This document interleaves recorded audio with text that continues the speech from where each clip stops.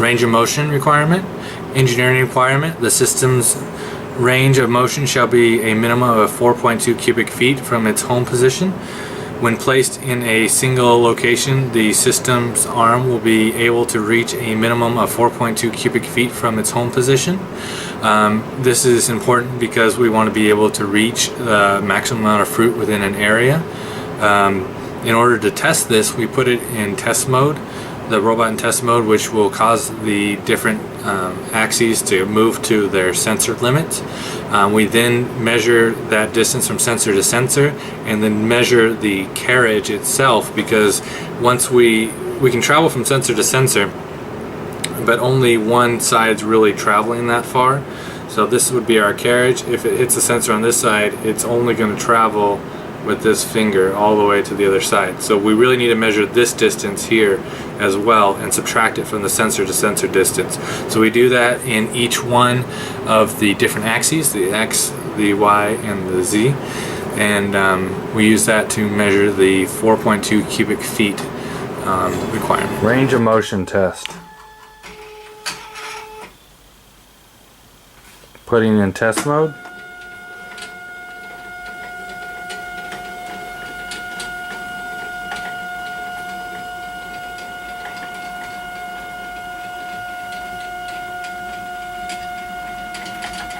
Device is moving from sensor to sensor so that we can then put the tape measure on it to prove that it went from sensor to sensor.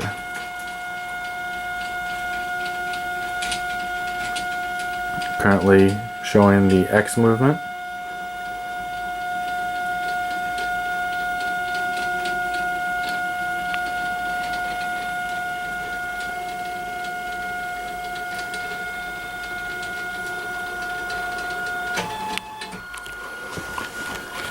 Now moving to the Y.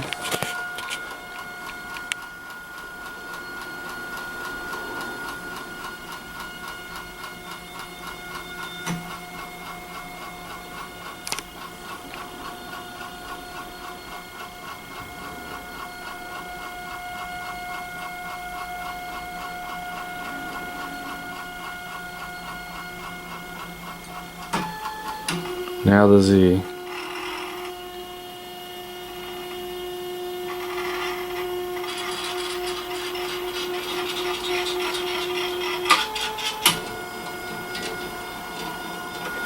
We will now power down, and Ethan will pull out the tape measure and show the distance from sensor to sensor where it is actually hitting to prove that it has the full range of motion.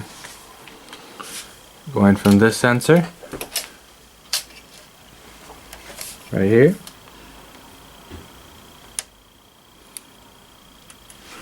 over to here. Can you see that? Right there. It's about 32 inches. 32 inches. Thomas, you lift it down. And then from this sensor right here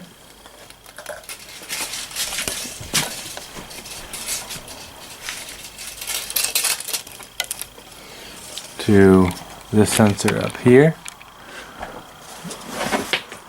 it's about 24 inches.